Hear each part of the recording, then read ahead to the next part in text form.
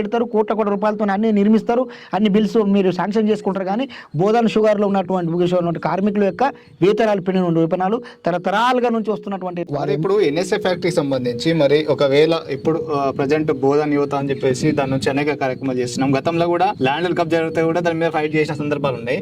అయితే దాని మీద ఉద్యమం ఒకవేళ తీసుకుంటే ఈ ఎస్సీ ఎస్టీ సంఘాలు, దళిత సంఘాలు మద్దతు ఇచ్చే పరిస్థితి కనిపిస్తుంది. మీరు వాస్తవంగా మంచి ఆలోచన, మంచి ప్రశ్న అడిగారు. కానీ వాస్తవంగా నిజాం షుగర్ ఫ్యాక్టరీ అంటే ఇక్కడ కర్ణాటక, మహారాష్ట్ర, తెలంగాణ, ఆంధ్ర అందరూ బతికిరండి దాని మీద. ఎందరో మందికి ఎందరోకి అది కల్పించింది, బతికించింది. అదొక పెద్ద ఉపాధి. సరే, అది కోల్పోయిన తర్వాత సరే అట్లాంటిదే మళ్ళీ మేము కల్పిస్తాము, బోధనకు ఒక మంచి సౌర్స్ ఇస్తాము, ఒక ఉపాధి కల్పించిన ఒక ఫ్యాక్టరీ తీసుకొస్తామంటే మీ ఉద్యమానికి ఎవరు కూడా తప్పకుండా కులాలకు అతీతంగా, మతాలకు అతీతంగా మీకు సహకరిస్తారు. అంటే ఎలాంటి ఉద్యమం ప్రస్తుతం ఎన్ఎస్ఏ ఫ్యాక్టరీ ఇష్యూ అనేది ఒక స్టేట్ లెవెల్లో వెళ్ళి దాని మీద కొద్దిగా కాంగ్రెస్ ఒకటి చెప్తా. ఇప్పుడు ఉదాహరణకు పోదాం. తెలంగాణ మనకు రావడానికి బోధనలో దీక్షలు చాలా కీలకం. చివరి వరకు దీక్షలు చేసిరని చెప్పేసి 1400 పైచిలకు చేసినాం. తెలంగాణలో చెప్పుకోదగినటువంటి మనకు ఉద్యమ పటిమ మనకు ఉన్నది.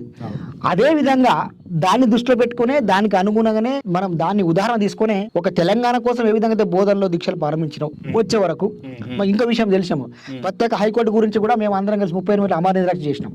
హైకోర్టు కావాలి ప్రత్యేకంగా అని చెప్పి. అంటే ఇలా బోధన చరిత్రలో చెప్పుకోదగిన చాలా ఉన్నాయి. కాబట్టి మూడో దానిలో విధంగా కూడా మీరు కూడా యువకులంతా కలిసి, అంటే మీరు కాదు మేము కూడా వస్తాం, దాన్ని అందరం కలిసి Nizam sugar factory under relay దీక్షలు స్టార్ట్ చేయండి. దీక్షలు స్టార్ట్ చేయండి, ఫ్యాక్టరీ మీద కూర్చో అంతే. అప్పుడు కొందరు చేసిరు, పాపం కార్మికులు చేసిరు, కానీ దానికి సక్రమంగా ప్రజల నుంచి వాళ్ళకు మద్దతు లభించలే. కానీ ఈ ఉద్యమం ఎట్లా జరగాలంటే ప్రజలకు వెళ్ళిపోవాలి, ఇది ప్రజా ఉద్యమం అయిపోవాలి.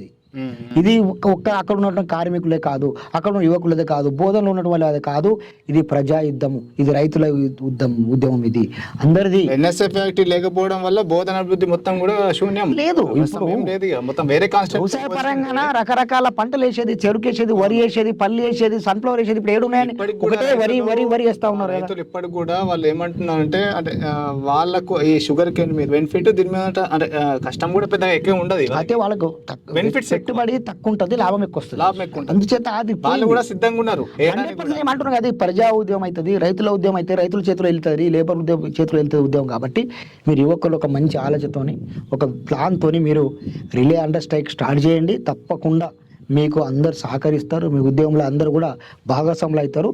తప్పకుండా అది సాధించే వరకు మనం అందరం కలిసి పోరాటం చేద్దాం.